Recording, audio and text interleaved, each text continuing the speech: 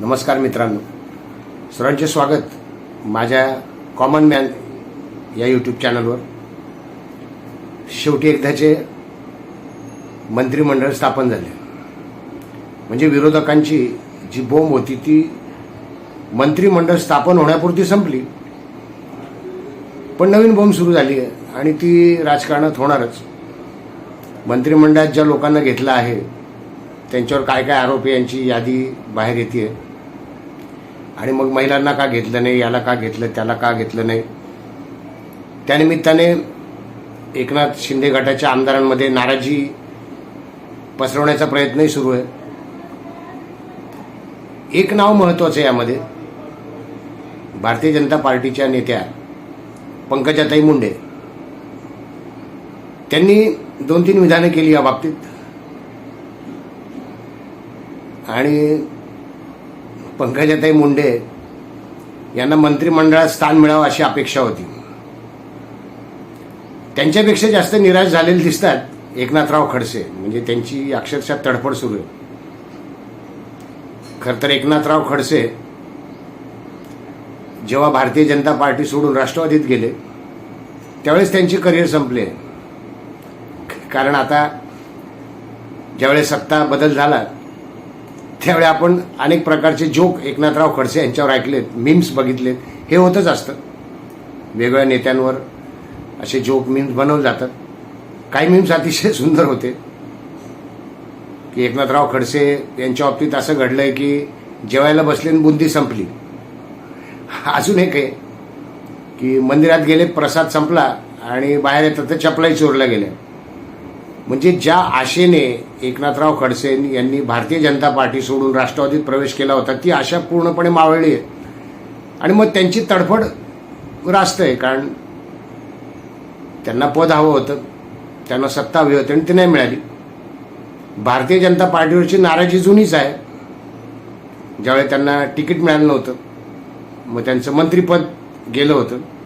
ते विसरले की त्यांचं मंत्रिपद घालवायला ते जरी म्हणतात की माझ्याकडे सीडी आहे आणि फडणवीसांचं कारस्थान आहे वगैरे, पण त्यांच्यावर आरोप करणारे फडणवीस नव्हते तर राष्ट्रवादीचे नेते होते, काँग्रेसचे नेते होते. हे ते विसरले. त्यांचं मंत्रिपद फडणवीसांमुळे नाही गेलेलं, आरोप झाल्यामुळे मंत्रिपद गेलेलं आहे. पण शेवटी म्हणतात ना की एखाद्याच्या महत्वाकांक्षा त्याला आपण काही करू शकत नाही. म्हणजे त्यांच्यावर आरोप होऊनही त्यांना मंत्रिपदी टिकून राहायचं होतं, त्यांना पुन्हा तिकीटही हवं होतं आणि त्यांच्याऐवजी त्यांच्या मुलीला तिकीट दिलं, ती पडली. आता तर पुन्हा त्यांचं निवडून येणं अतिशय कठीण झालं आहे. कारण जळगावात 2 मंत्री आहेत, गिरीश महाजन आहेत, गुलाबराव पाटील आहेत. मला नाही वाटत आता खडसेंचा पुन्हा निभावावा लागेल. पण त्यांची ही तडफड पंकजाताई मुंडेंसाठी चालली, त्याची गंमत आहे. पंकजाताई मुंडे यांचं मंत्रिपद गेल्यानंतर आणि त्यांचं मंत्रिपद घालवणारे देखील हेच लोक होते. त्यांनी पंकजाताई मंत्री असताना युती सरकारमध्ये त्यांच्यावर आरोप केले, चिक्की घोटाळा, आणि त्यांचे मंत्रिपद घालवले. आणि आता तीच लोक पंकजाताईंबद्दल कळवळा दाखवत आहेत, तीच लोक पंकजाताईंबद्दल सहानुभूती दाखवत आहेत. पंकजाताई मुंडे संयमी आहेत, पण आता यांनी नवी ओरड सुरू केली की ओबीसी नेत्यावर अन्याय, किंवा अगदी गोपीनाथराव मुंडे यांच्यापासून सुरुवात होते आता की गोपीनाथराव मुंडेंना देखील योग्य तो सन्मान दिला गेला नाही पक्षात, त्यांना योग्य ते स्थान दिलं गेलं नाही. खरं तर मला नाही तसं वाटत, कारण युतीच्या मंत्रिमंडळामध्ये गोपीनाथराव मुंडे असताना ते उपमुख्यमंत्री होते. म्हणजे ज्यावेळी शिवसेनेचा मुख्यमंत्री होता आणि भारतीय जनता पार्टीतर्फे उपमुख्यमंत्री म्हणून गोपीनाथराव मुंडे यांचं नाव होतं. म्हणजे योग्य तो सन्मान होता, कारण ते भाजपमधलं त्यावेळी महाराष्ट्राचं वरिष्ठ पद होतं, सगळ्यात मोठं पद होतं आणि ते देखील दिलं गेलं. त्यानंतर गोपीनाथराव मुंडे केंद्रात गेले, केंद्रीय मंत्री होते. त्यामुळे त्यांच्यावर अन्याय झाला असं म्हणणं चुकीचं आहे. पण आता काय की विरोधकांचं तोंड कोण धरणार? विरोधक उगाचच आरडाओरडा करतायत आणि पंकजाताईंच्या मनात हे भरवण्याचा प्रयत्न करतायत की त्यांच्यावर अन्याय होतोय आणि त्यांनी भारतीय जनता पार्टी सोडली पाहिजे. पंकजाताई संयम ठेवा, कारण तुम्ही स्वतःच म्हटले आहात अनेकदा की मी सत्तेसाठी काम करत नाही, पक्षासाठी काम करते. मात्र तुमचे समर्थक असतील किंवा तुमचे विरोधकही जे तुमचे समर्थक असल्यासारखं दाखवतात, तुमची करिअर संपवायचा तर प्लॅन नाही यांचा. एकनाथराव खडसेंचा एक ओबीसी चेहरा म्हणून तुमचं नेतृत्व आहे. तुम्ही अतिशय कार्यक्षम आहात, धडाडीच्या कार्यकर्ता आहात भारतीय जनता पार्टीच्या. आणि अशा वेळी तुम्हाला संपवण्यासाठी तर हे चाललेलं नाही. कारण तुम्हाला माहिती आहे की भारतीय जनता पार्टीमधून पूर्वी वेगळ्या राज्यात जे लोक सोडून गेले, म्हणजे नवीन उदाहरण शत्रुघ्न सिन्हा, नवज्योत सिंग सिद्धू, यशवंत सिन्हा, ज्यांनी पदासाठी किंवा सत्तेसाठी नाराजी दर्शवली आणि सत्तेसाठी दुसऱ्या पक्षात गेले, त्यांचे पुढे काय हाल झाले तुम्हाला माहिती आहे, संपले ते. कारण कुठल्याही पक्षामध्ये जेव्हा तुम्ही पक्ष सोडून जाता नवीन पक्षामध्ये, तिथे आधीच काही सिनियर मंडळी असतात ज्यांचा क्लेम असतो एखाद्या पदावर. त्यामुळे तुम्हाला ताबडतोब महत्त्वाचं पद मिळणं शक्यच नसतं आणि मग तुम्हाला वाट पाहावी लागते. ते सिनियर लोक तुम्हाला दाबण्याचा प्रयत्न करतात, कारण तुम्ही शेवटी दुसऱ्या पक्षातून आलेले आहात. त्यामुळे तुमच्या निष्ठेबाबत देखील सगळ्यांना शंका असते.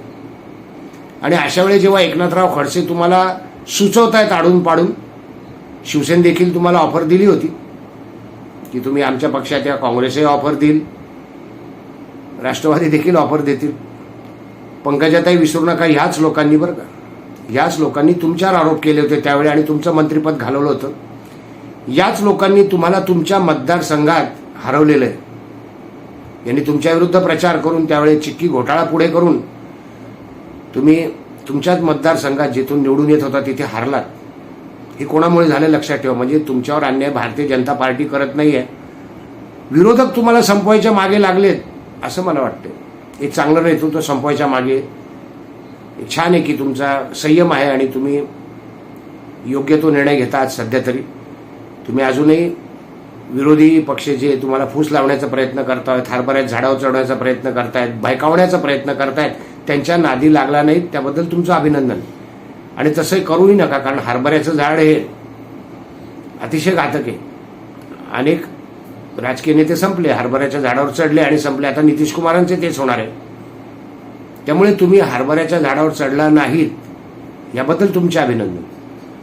दुसरी गोष्ट अशी आहे की आत्ता सत्ता बदल झाल्यानंतर, म्हणजे मंत्रिमंडळ स्थापन व्हायच्या आधी, काही लोक पंकजाताई मुंडे यांनी मंत्री व्हावं म्हणून यज्ञ करताना दिसले. काही लोकांनी, काही स्त्रिया दिसल्या, त्यांनी मार्च काढला होता, मागणी केली होती तुम्हाला मंत्रिपद मिळावं म्हणून.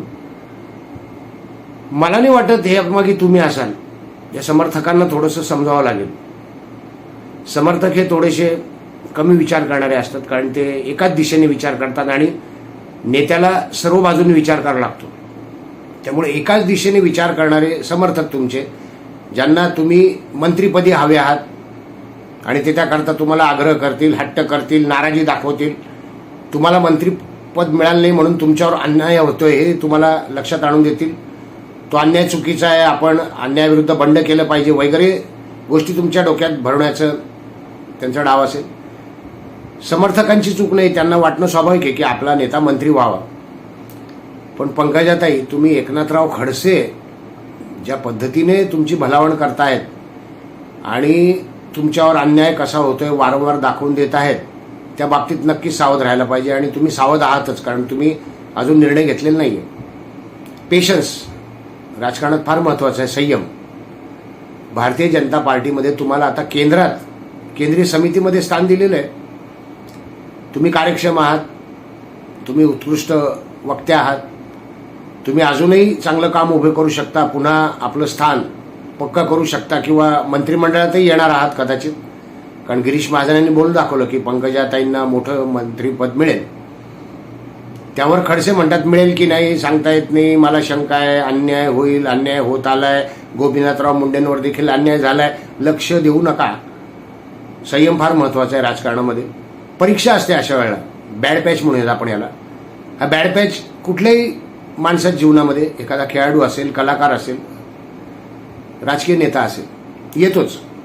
आणि अशा वेळी जर त्यांनी संयम नाही ठेवला तर नक्की त्याचंच नुकसान होणार आहे. तुम्ही शांतपणे संधीची वाट पहा. तुम्ही छान उत्तर दिलं मीडियाला की मी त्यांना लायक वाटले नसेल म्हणून मला नाही मिळालं मंत्रिपद, लायक वाटेल तेव्हा मिळेल. संयमित शब्दात तुम्ही उत्तर दिलंय आणि हाच तुमचा जो पावित्रा आहे तो कायम ठेवा. हा पावित्रा कायम असेल तर तुम्ही नक्कीच राजकारणात खूप प्रगती करणार आहात याची मला खात्री आहे. कारण गोपीनाथराव मुंडेंचा वारसा आहे तुमच्याकडे. गोपीनाथराव मुंडे हे महाराष्ट्रामध्ये भारतीय जनता पार्टी वाढवणारे नेते आहेत. भारतीय जनता पार्टीचं स्थान जनमानसात रुजवण्यासाठी गोपीनाथरावांनी अत्यंत कष्ट केले. तुम्ही देखील कष्ट केले. तुम्ही रॅली केली आहे, जवळजवळ अनेक गावांना भेटी दिलेल्या आहेत रॅली काढून आणि तुमचा जनसंपर्क देखील दांडगा आहे. हा बॅड पॅच चालू आहे समजा किंवा परीक्षा चालू आहे आपली. भारतीय जनता पार्टीचे नेतृत्व कदाचित हे परीक्षा घेत असेल किंवा ही परीक्षा आहे, नियती नशीब जे म्हणूयात ती बॅड पॅच म्हणूयात. तुम्ही संयम सोडला तर एकनाथराव खडसे सारख्या ज्यांचं स्वतःचं काहीच उरलं नाही, त्यांचं राजकीय अस्तित्व जवळजवळ संपल्यात जमाय, जवळजवळ संपल्यात जमाय. कारण आता मला नाही वाटत की लवकर पुन्हा सत्ता येईल आणि त्यांना काही मोठं पद मिळेल. तर अशा व्यक्तीच्या नादी लागून किंवा अशा व्यक्तीच्या बोलण्याकडे लक्ष देऊन, अशा व्यक्तीच्या वाक्यांना महत्त्व देऊन तुम्ही निर्णय घेऊ नका. तुम्ही योग्य जागी आहात, सध्या केंद्रीय समितीत आहात, तिथेही तुमची प्रगती होऊ शकते. पुढे महाराष्ट्र मंत्रिमंडळात देखील स्थान मिळू शकतं. आता मंत्रिमंडळाचा विस्तार होणार त्यावेळेला. पण तोपर्यंत मी इतकंच म्हणेन की एकनाथराव खडसे यांच्या तडफडीकडे लक्ष देऊ नका. त्यांची ती तडफड आहे, त्यांना काहीच मिळू शकलेलं नाही म्हणून. आणि भारतीय जनता पार्टीमधून मगाशी मी सांगितलं की जे जे नेते सत्तेसाठी पदासाठी पक्ष सोडून गेले त्यांचं पुढे काय झालं तो इतिहास सगळ्यांसमोर आहे. जनता आता हुशार झालेली आहे. तुम्ही एकमेव ओबीसी नेता नाही आहेत. भारतीय जनता पार्टीत पण इतर ओबीसी नेते आहेत, प्रत्येक पक्षात इतर ओबीसी नेते आहेत आणि त्यामुळे तुम्ही सावधच राहा. इतर पक्षात जाऊन लगेच तुमचं काही भलं होईल याची खात्री नाही आहे. उलट तुम्ही जे काही कमावलं आहे ते देखील गमावण्याची शक्यता आहे आणि तुम्ही सुज्ञ आहात. मित्रांनो, माझा व्हिडिओ आवडला असेल तर लाईक करा, शेअर करा, जास्तीत जास्त लोकांपर्यंत पोहोचवा. सबस्क्राईब करायला विसरू नका. भेटूयात पुन्हा नव्या व्हिडिओत. धन्यवाद.